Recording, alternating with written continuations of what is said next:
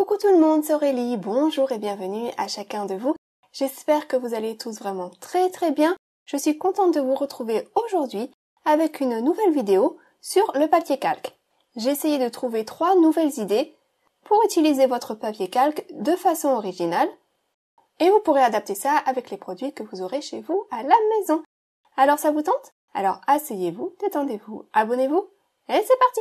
Alors dans la première idée, on va utiliser le papier calque au niveau de la salutation avec un petit cadre élégant. Et pour cette carte-ci, je vais tester des nouveaux tampons qui ne sont pas encore en vente. Ceux-ci, ils sont pour plus tard, mais c'est important que je les teste quand même. D'ailleurs, en les voyant, dites-moi si ça vous fait envie ou pas, si c'est quelque chose qui vous intéresse, les grosses fleurs comme ça. C'était la première fois que je les utilisais et moi, en tout cas, ils m'ont bien plu. Donc je vais me créer ma petite composition florale assez facilement en tamponnant déjà une première fleur, en la masquant, en tamponnant une seconde ensuite et en la masquant également pour ajouter les feuilles par la suite. Il faut savoir que lorsque vous masquez quelque chose, tout ce que vous tamponnez en premier, ça apparaîtra au premier plan. Et ce que vous tamponnez ensuite par-dessus les masques, ça apparaîtra par-dessous à l'arrière-plan. Donc là, par exemple, la deuxième fleur, elle va apparaître sous la première et mes feuilles, elles vont apparaître sous les 2 fleurs. Donc je mets des petites feuilles là sur le bas, j'en mets un petit peu également sur le haut pour un meilleur équilibre et je tamponne. Et voilà, ma petite composition, elle est déjà terminée. Les masques, je les garde, je pourrai les réutiliser plus tard. Et j'ai un joli arrangement floral là au milieu de mon panneau. Alors pour la mise en couleur, j'ai choisi de faire ça avec des feutres à alcool. Et j'ai choisi pour changer un petit peu d'utiliser des tons orangés et rouges. Donc j'ai sélectionné 4 couleurs de ma pochette de feutre OUU. Je les ai pris dans ma pochette de 80 feutres, ceux-là.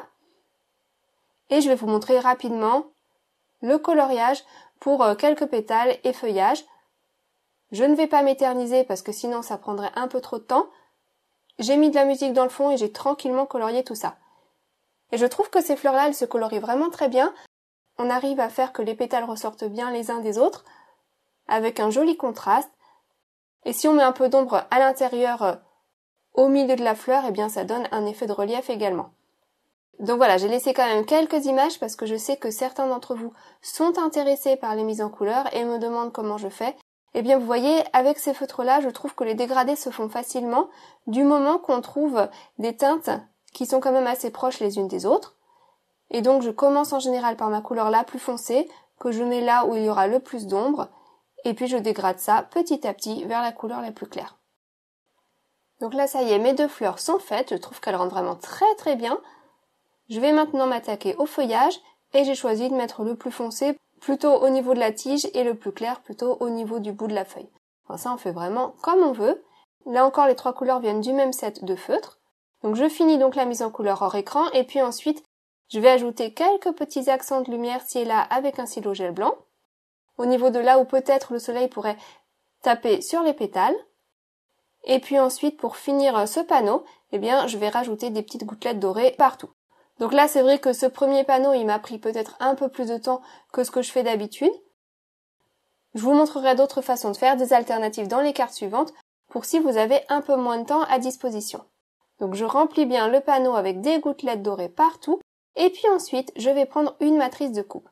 Alors c'est juste une matrice de coupe rectangle, un petit peu sympa, parce qu'elle a les bords festonnés, celle-ci. Donc je vais découper ça dans du papier miroir doré, puisque je veux un joli effet cadre. Mais vous voyez, c'est une matrice rectangle, ça me découpe pas un cadre, ça me découpe un rectangle. Donc ce que je vais faire, c'est que je vais remettre ma découpe à l'intérieur, vous voyez, bien à l'intérieur de ma matrice de coupe. Je vais caler ça bien, je ne veux pas que ça bouge. Et puis ensuite, je vais simplement prendre un cutter. Et je vais m'aider de la matrice de coupe, vous voyez, sur le dessus, pour couper avec mon cutter le long de ma matrice.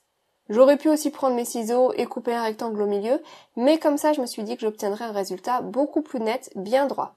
Donc je m'appuie bien sur le bord de ma matrice pour tirer des traits bien droits avec mon cutter. Donc ça m'a bien découpé les côtés, par contre au niveau des coins, il y a certains endroits qui sont pas tout à fait bien découpés, donc je prends le temps, tranquillement ensuite, au dos, de venir finir ça pour bien détacher le rectangle central. Et du coup, j'obtiens un joli cadre doré. C'est vraiment cet effet-là que je voulais obtenir. Donc simplement à partir d'une matrice de coupe rectangle un petit peu travaillée. Donc voilà pour ça. Ensuite, sous mon cadre, je vais donc utiliser du papier calque puisque c'est le sujet du jour et je vais faire de l'embossage à chaud sur ce papier calque. Donc comme je fais de l'embossage à chaud, j'utilise bien mon petit coussinet antistatique. Et puis je viens tamponner un petit mot. Ce tampon-là, il vient de la planche Beaux Arômes, il me semble. Et je vais embosser ça avec de la poudre à embosser dorée. Donc j'ai la poudre dorée fine de chez Waouh. Je dépose ça sur mon texte et puis je chauffe. Alors quand je chauffe, comme c'est du papier calque et que ça a tendance à gondoler facilement, j'attends que mon outil soit bien chaud avant de l'approcher du projet.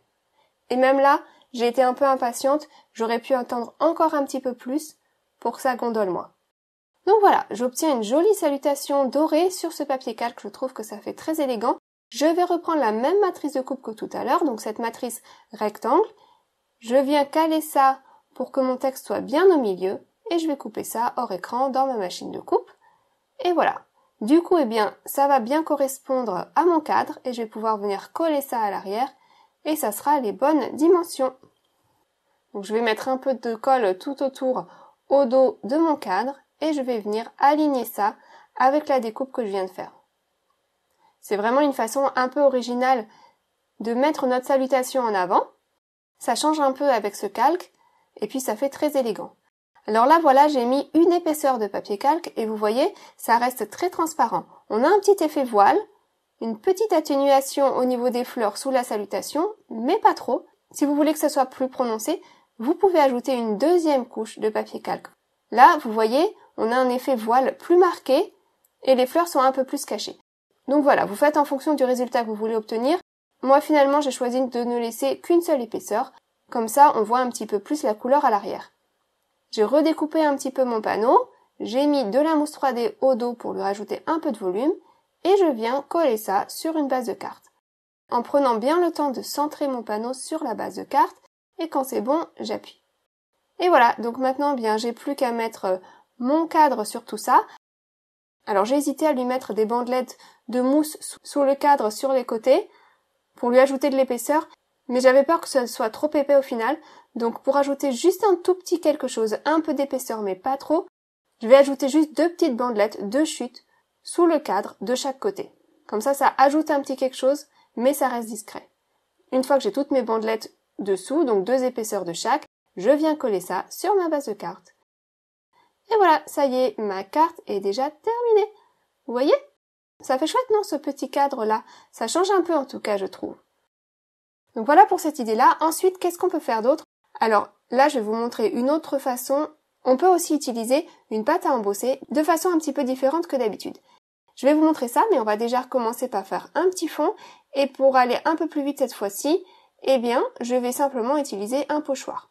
Donc j'ai pris celui-ci, donc composition florale, qui est l'une de mes créations, et je viens mettre ça en place sur un panneau. Je vais masquer les côtés pour éviter que l'encre ne déborde, et puis ensuite je vais faire un dégradé que je vous ai déjà montré, donc en partant du prune, en continuant avec du rose, et puis en allant jusqu'au jaune sur le haut, et au milieu en transitionnant avec du orange. Donc là j'ai vraiment accéléré la chose. Je vous l'ai déjà montré, donc c'est pas la peine que je m'éternise. Et vous voyez, j'utilise mes petites brosses pour appliquer la couleur. Ensuite, c'est ma partie préférée.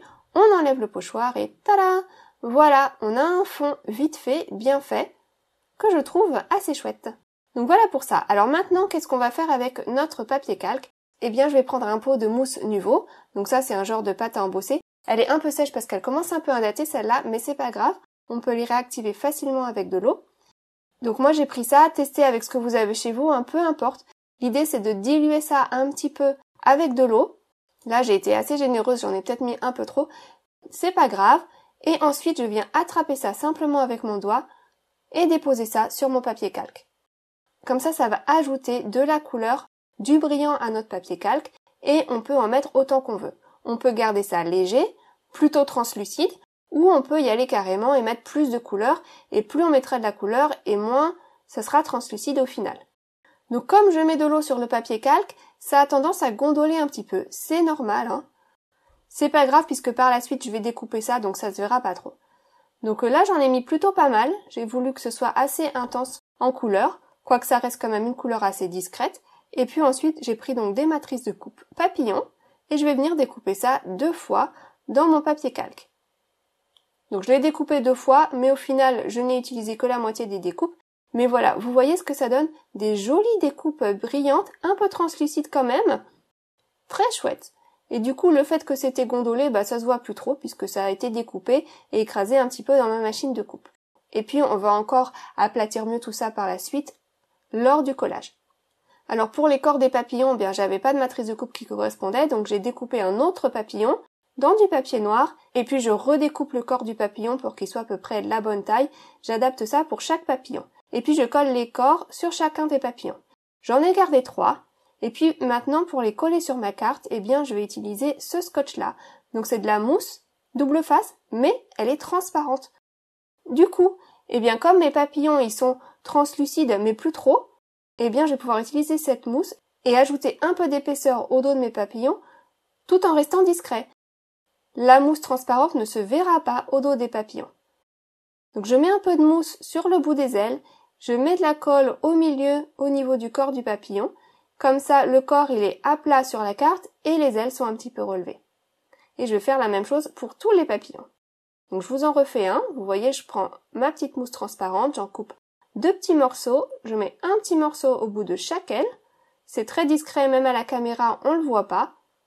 Par contre, si mon calque, il avait été sans couleur, juste normal, ça se verrait. Mais là, du fait qu'on a ajouté du doré par-dessus, ça cache complètement la mousse 3D. Et hop là, je colle ça sur mon panneau. Un petit rappel rapide pour ceux qui me demandent parfois comment utiliser l'outil pour attraper les sequins. Donc il faut déjà positionner vos sequins sur votre panneau. Il faut aussi mettre un point de colle à chaque endroit. Et ensuite, l'outil vous permet d'attraper les sequins facilement et de venir les déposer dans la colle.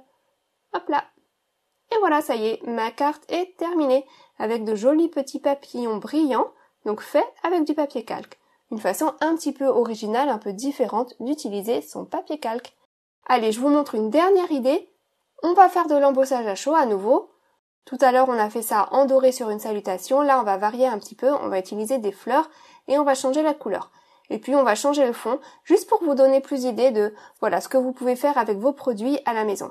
Donc là, j'ai été prendre un panneau gris que j'ai redécoupé. Je l'ai embossé à froid avec un classeur 2D, donc avec des petits points. Et j'ai récupéré plein de petites chutes qui traînaient à côté de mon massicot. Et avec ces chutes-là, je vais me créer un point de focus en faisant un petit dégradé de couleurs, en les collant comme ça de biais sur mon panneau gris. Cette carte-ci s'est inspirée d'une vidéo de Laura Basson, il me semble. J'avais beaucoup aimé sa carte. Et donc, une fois que j'ai collé mes petites bandelettes, je peux au dos venir découper tout ce qui dépasse. Et ça ajoute de la couleur et ça va me donner une assise pour positionner mes fleurs et mes petites salutations. Parce qu'ensuite, dans le reste de la carte, je ne vais pas ajouter plus de couleurs que ça. On pourrait, on peut ajouter de la couleur au dos des fleurs en calque, ça sera pas un problème, mais moi j'ai choisi de garder ça tout simple. Donc ensuite, je viendrai mettre ça sur une base de carte blanche, et maintenant je m'attaque à la déco. Donc là, pour ça, j'ai à nouveau pris un morceau de papier calque, je repasse mon petit coussin antistatique un petit coup par-dessus, et puis je vais prendre 2 fleurs de ma planche Beaux Arômes. Ce sont des grandes fleurs qui sont très simples à colorier et à découper également, je trouve. J'aime beaucoup cette planche-là. D'ailleurs, elle vous a beaucoup plu également. Et à l'heure où je vous parle, je sais pas trop encore exactement quand la vidéo va sortir, mais sachez que j'en ai recommandé et que j'attends un réapprovisionnement. Donc soit c'est déjà arrivé et vous pouvez aller vérifier dans la boutique, soit ça arrive vraiment très bientôt. Donc j'ai tamponné déjà les 2 fleurs et puis ensuite je vais ajouter les feuilles. Et j'ai choisi de ne pas masquer, de faire ça comme ça vient. J'aurais pu faire ça en 2 temps, embosser déjà les 2 premières fleurs puis rajouter les feuilles, mais je me suis dit qu'avec la poudre, c'était facile de tricher un petit peu. Une fois que je vais déposer ma poudre, au niveau de la jonction entre les feuilles et les tiges, je vais simplement venir enlever un petit peu de poudre à l'intérieur de la tige, là où j'ai mis la feuille, vous voyez. Du coup, on a l'impression que la feuille apparaît à l'arrière. Comme ça, j'ai pas besoin de masquer. Ça se fait assez simplement. Après, si vous avez peur de rater, que vous ne vous faites pas confiance, faites-le en 2 temps, c'est pas un souci. Donc je fais la même chose pour les 2 feuilles, et puis je chauffe. Là encore, on fait en sorte que l'outil soit bien chaud avant de l'approcher du projet. Et puis ensuite, on découpe. Alors l'avantage de découper dans du papier calque, c'est que ça pardonne très facilement.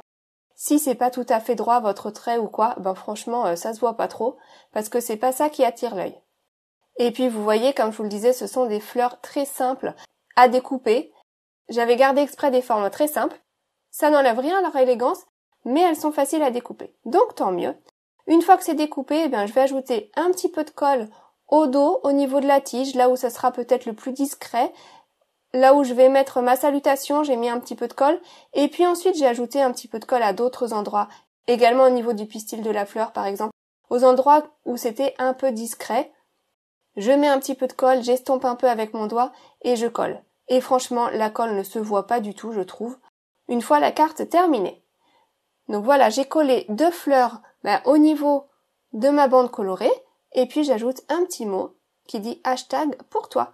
Je lui ai mis un petit peu de mousse 3D au dos et je colle ça au niveau des fleurs. Et voilà, ça y est, ma carte est terminée. J'ai juste ajouté quelques brillants et j'ai laissé ça comme ça, tout simple. Et finalement, cette carte, elle a été quand même assez rapide à réaliser. Il n'y a pas de mise en couleur ou quoi que ce soit. Juste un tout petit peu de découpage.